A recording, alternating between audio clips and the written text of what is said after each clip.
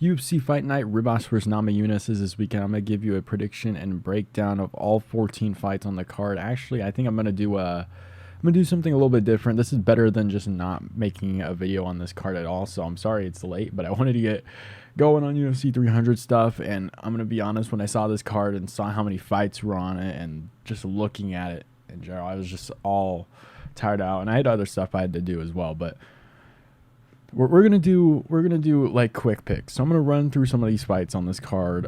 There are some interesting fights here. Maybe I'll go over a little bit more in depth. Well, I guess there really isn't that many interesting fights. I'm gonna be honest. The only fight I'm really interested in is Talbott versus Saaiman, because I think that's a little bit of a more competitive fight, and I think we get to learn more from those guys. But I'm sure maybe some of these guys will get some finishes on the card. However, I'm just not really looking forward to it. So I'm going to do quick picks here. If you want a super deep explanation, just ask it in the comments and I'll reply individually there. But for this first fight, Mohammad Usman versus Mick Parkin, I'm going to go with Mo Usman. This is, again, it's kind of an iffy fight for me because Mick Parkin did not look that great in his last fight. And Mo Usman, I think, is shit. I honestly don't think he's that good. He's almost 35 as well, roided out. He isn't getting as many KOs anymore. I know he KO'd Zach Palga, but hasn't quite hit the same. Junior Tapa, he was losing on the feet till he just relied on his wrestling. And then Jake Collier, you got that decision in there. But Mick Parkin didn't look that great in his last fight. He was way too hittable, and I don't like that, especially with the power from Mo Usman. I'm going to go Mo Usman just based off of damage. I think 29-28 decision is probably the way to go here. I can see Mick Parkin winning, though. Tapology has 58% for Parkin. I don't mind either one of these guys winning. I just think the power is just a little bit too much for Usman on the feet here.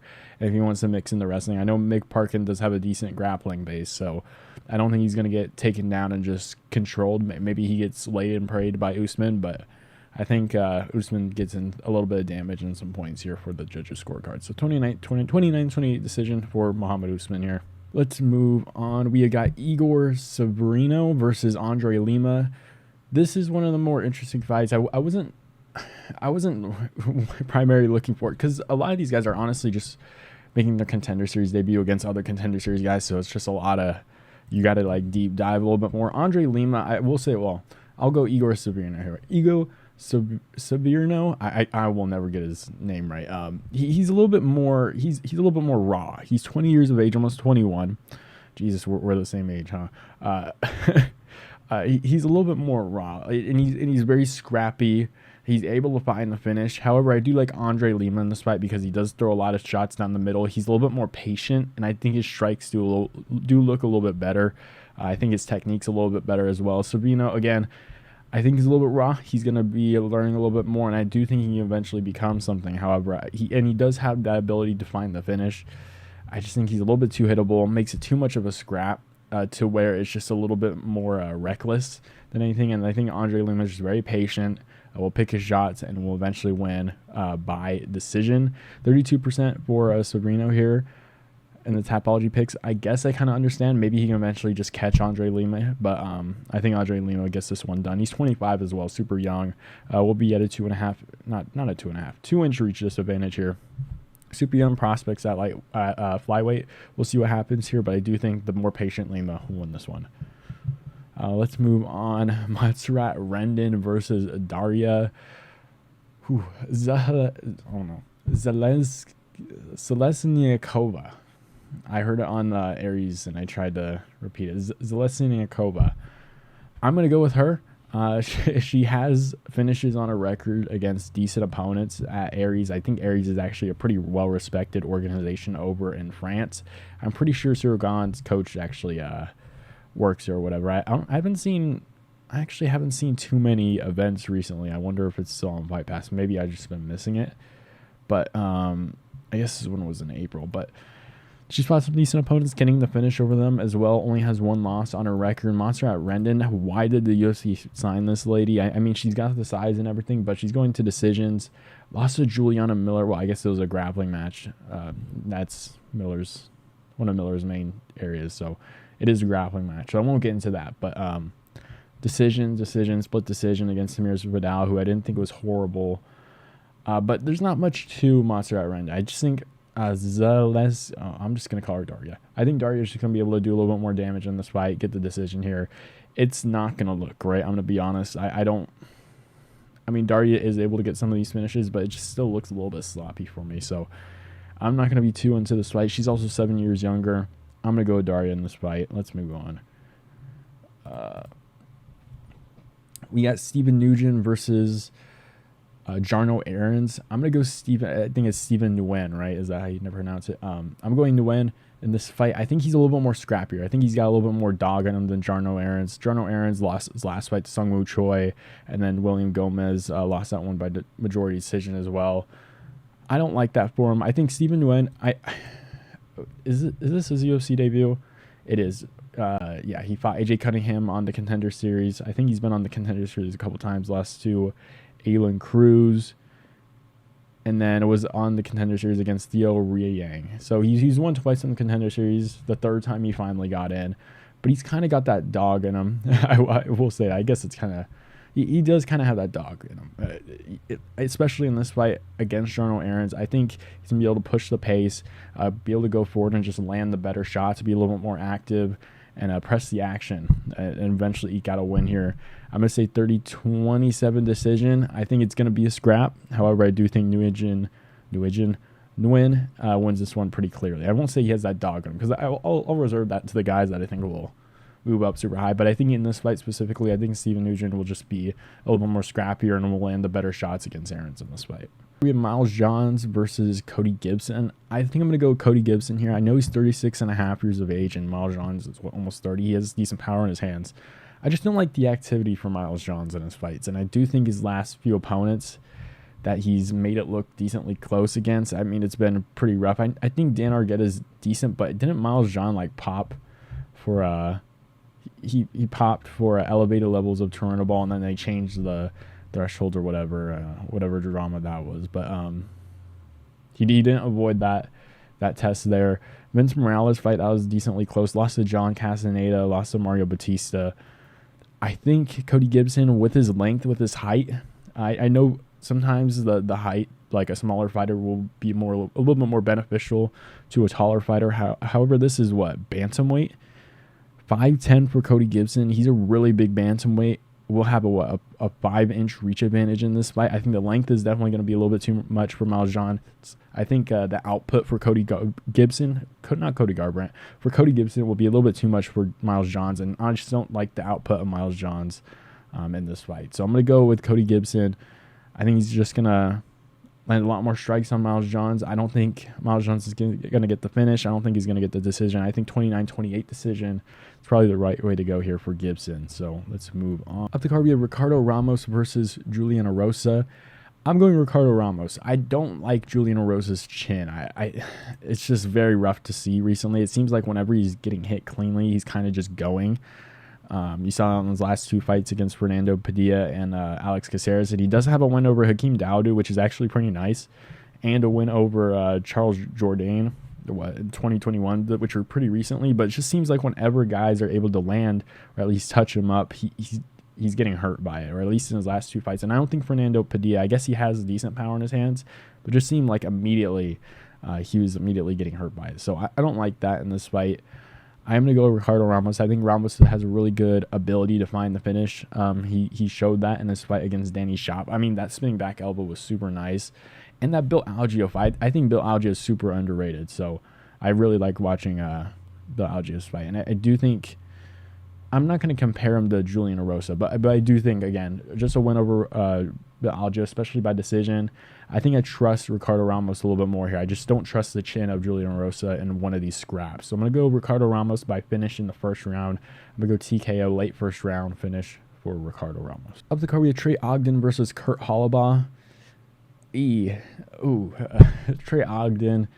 I've never been super high on Trey Ogden. I mean, he's 34. I think he has his own gym now. He was under James Krause. Got like the win that surprised quite a bit of people recently against Daniel Zellhuber, which was James Krause's masterclass. He's like, bam, my guy Trey Ogden. Like, if you're watching James Krause's channel during the time, which was super good, by the way, I guess we know now why. But he trusts his guy Ogden, put a really good game plan with him. and he put on a decent performance to get that win over Zheleznykova, who I think is a decent fighter. But I just don't think Trey Ogden's that good. I think Kurt Holobaugh is a little bit better on the feet, has a little bit more natural head movement that I think can avoid a more, I don't want to say basic, but I think Ogden just kind of does the movements. There's like nothing special that I see from Ogden, especially at 34 years of age. I guess he will be at a 2-inch reach advantage in this fight, so maybe you can touch up Kurt Holobaugh a little bit in this fight, but I think Kurt Holobaugh's stand-up is a little bit better than Trey Ogden's, even if he tries to rely on the wrestling. We even saw Kurt Holobaugh get the submission win over Austin Hubbard, and that's not really saying too much, but I don't know. I just don't see too much from Trey Ogden on the feet. I think Holobaugh is just a little bit more scrappier. He's going to make this one a little bit more of a dog fight, and I think he gets this win, 29-28 decision win over Trey Ogden. Up the card, we have Luis Puello versus Fernando Padilla. This is another interesting one, because I feel like I didn't see enough from Luis Puello. He got a really nice finish in his fight against Robbie Ring and looked really nice there, but he will be at like a very big reach disadvantage here. He's going to be, at a 6.5-inch reach disadvantage. And you saw what Fernando Padilla was able to do against Julian Erosa. Was able to touch him up pretty rough there. And I do think the length is going to play a really big factor here. I saw Luis Puello get touched up a little bit early on in this fight, and I don't know if he's going to be able to find that range on a guy like Padilla. I felt like his opponent, Robbie Ring, was a little bit one-dimensional. I didn't like that fight compared to this one for Fernando Padilla, I guess, as an opponent. I'm going to go Fernando Padilla. I'm going to say by finish. I think either way, I don't think either way this one goes to a finish here. I think Fernando Padilla, I think in the second or third round we'll see a TKO victory here. I think he's going to land a little bit too much on Luis Puello. I think we'll eventually hurt him, and eventually just the output, the amount of straight shots down the middle, I think he's going to tag Puello quite a bit. I think eventually get the TKO finish, just drop him and then finish up with a ground and pound strike. So I think Luis Puello is a decent, or at least a pretty decent fighter from what I've seen so far. I just don't like the matchup, especially with the reach advantage of Padilla in this fight. So I'm going to go with Fernando Padilla by TKO finish in the late second or third round. Up the card, we have Billy Quarantillo versus Youssef Zalal. I'm going to go Youssef Zalal. I thought he actually looked pretty decent when he was first in the UFC, or at least his original stint. If you don't remember this, you probably won't. But Damon Blackshear made his debut, I think, against Youssef Zalal on short notice. And I think I picked Damon Blackshear. I think Damon Blackshear, I think it was a draw, right? Yeah, it was a draw. And Youssef Zalal ended up not coming back to the UFC right after that. So he had a decent run. Like, he lost to Ilya Tapori, lost to Sean Woodson, which is a tough matchup. Damon Blackshear made it close with the top 15 ranked guy in Mario Batista. So these are some pretty tough opponents. I think Youssef Zalal can land pretty good on a Billy Quarantillo who's going to keep coming forward. Maybe Billy Quarantillo can clinch this one up and land some of those body shots in the clinch and things like that. But I do think Youssef Zalal, with the 5-inch reach advantage here, is going to throw a lot of shots down the middle. I think he's going to tag Billy Quarantillo a little bit too much here. And Youssef Zalal does have some pop on his shots, and I don't mind him getting the TKO win here, but I do see him winning a 29-28 decision. I think eventually the output will, I don't want to say it'll be a little bit too much for Billy Quarantillo, but we are looking at a 35-year-old Billy Quarantillo who's taken some damage, especially recently, that brutal KO against Edson Barboza, where he was actually doing pretty good early on and then just ran into a knee. But I think Youssef Zalal's got some really good pop in his shots, 27 years of age, so he's definitely getting better, especially if you've seen some of his stuff on the outside of the UFC. I guess as an 0-0 opponent, I didn't see that. But yeah, Youssef Zalal's looking decent now. I think just some of the straight shots down the middle, I think it's going to get a little bit too much for Billy Quarantillo. And I do think his first stint, he just got a little bit unlucky with some of the opponents he fought. So I'm going to go Youssef Zalal, 29-28 decision. I think we're looking at older Billy Quarantillo. Maybe Quarantillo can kind of grind this one out and get the victory here, but I just like what I'm seeing from Youssef Zalal a little bit recently. So I'm going with Youssef Zalal with 29-28 decision. Up the card, we have Peyton Talbott versus Cameron Saaiman, where Cameron Saaiman is not facing someone who's going to be 5 pounds. Well, actually, maybe Peyton Talbott's not like that big of a guy, I'm going to be honest. But Cameron Saimon's not fighting a guy that's 5 pounds overweight. So, I guess not overweight in a way that they're fat, but like a way that they just didn't try to make weight. So, Cameron Saaiman, I think, will win this fight. I think he's a little bit more well-rounded. I think he's going to go forward. I think he's going to land good shots on the feet, and I think he's going to mix in the takedowns. You've seen guys take down Talbott, and Talbott does go down to these takedowns. However, he does a really good job at working his way up and does have, in that way, decent takedown defense and is able to get back to his feet. And I think the output really benefits Peyton Talbott in his fights. However, I just think Saaiman is just on a little bit of a different level at this point. I think this is a little bit too soon for Peyton Talbott. I know Cameron Saimon's much younger, or I do think Cameron Saimon's much more skilled all around. Peyton Talbott does fight a little bit more rangier, so maybe he can stay on the outside and land the better shots. However, Cameron Saaiman, I think does a really good job at cutting off the cage, especially when guys try to circle around. And I do think we'll see a lot of kicks from him. He's going to go low. He's going to go high. I do think he crashes forward. We'll look for the clinch. We'll look to beat up the body of Talbott. Maybe look for a couple of takedowns as well. I think just an all-around game of Saaiman is just going to show a little bit more than Peyton Talbott, and he's not fighting Christian Rodriguez, who's 5 pounds overweight. So I'm going Cameron Saaiman. I think 29-28 decision. Maybe Talbott lands really good at range. He does start to get better towards the end of the fight, so maybe he does land some good shots in like the 3rd round or something like that. But I do think Cameron Saaiman, just an all-around, a little bit more skilled fighter than Peyton Talbott at this point in his career. So I'm going to go with Cameron Saaiman here. I don't understand the -140 favorite. It is a little bit of more of an interesting fight. So it could go Peyton Talbott's way. I'm not saying it can't, but I just think that Saaiman is just a little bit more skilled at this point. So let's move on. Up the card, we have Edmund Shabazian versus AJ Dobson. I forgot AJ Dobson was in the UFC. I'm going to be honest, like he beat Tafon and Shukui in his last fight, lost to Arman Petrosian, which isn't a bad loss to have, but lost to Jacob Malkoun 2 years ago. And that's Jacob Malkoun 2 years ago too. So it's not like anything special, at least. Like even winning, not even winning, even losing to Jacob Malkoun is not that great. Like I'm going to be honest, I'm not that high on Jacob Malkoun, but Edmund Shabazian,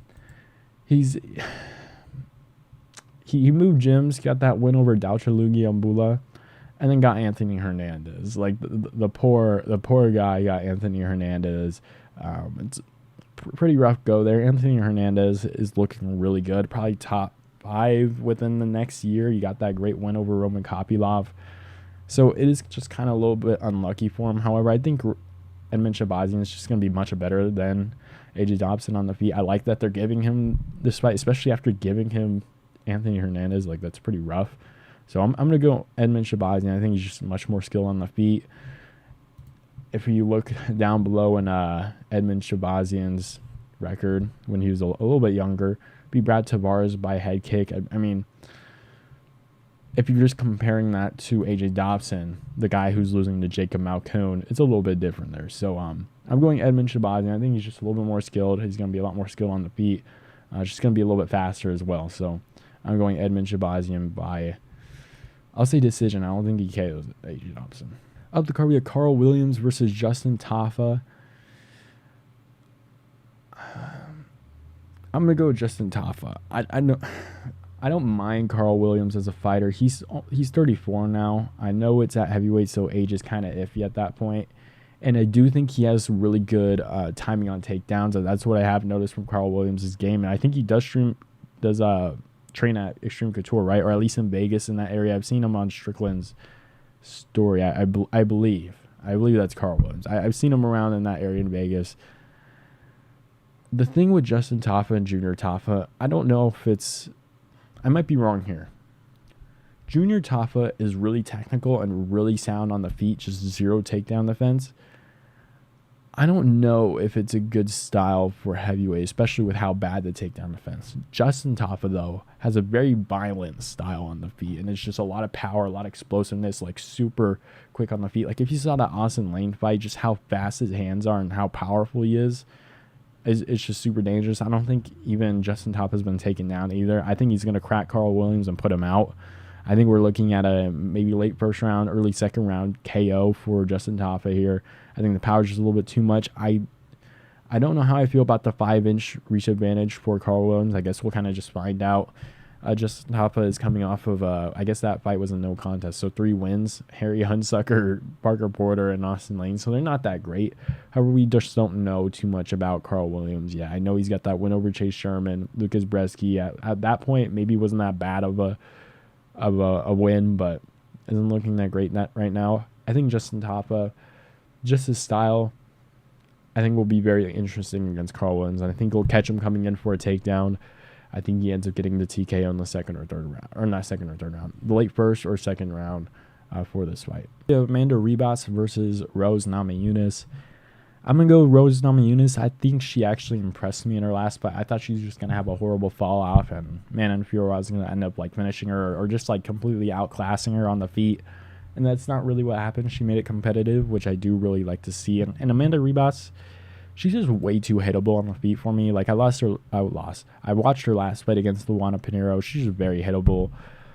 You've seen some of the opponents she's lost to: Macy Barber, Caitlin Sermonara, Chukayan, and Marina Rodriguez. Some of the top women's fighters, especially on the feet. Jandaroba, very good as well. She got the win there, but you've seen Chukayan, Barber, Rodriguez, very good fighters on the feet, and they were able to get Ribas out of there. I can't remember if they all got finishes. Chukagan split decision. Marina Rodriguez, second round TKO. Barber, second round TKO. So I think Rose Namajunas can kind of do the same here. Second or third round TKO. I don't like that. I think Trevor Whitman is just out of her corner now, which is kind of rough to see. You don't really want to see that. She's losing to the top fighters that are pretty good strikers. Rose Namajunas is up there as well. So second or third round TKO for Rose Namajunas. I'm not looking forward to this at all. Amanda Ribas is just way too hittable on the feet. I think Rose Namajunas is just way too good on the feet for Amanda Ribas. So that's what we got for my picks. Let me know who you guys think wins down below. I'm not looking forward to this card. I'm not looking forward to this fight. I will watch the card, though. There are some decent fights, and I do think there's probably going to be a couple good finishes on the card. So let me know what you guys think down below, and I'll see you guys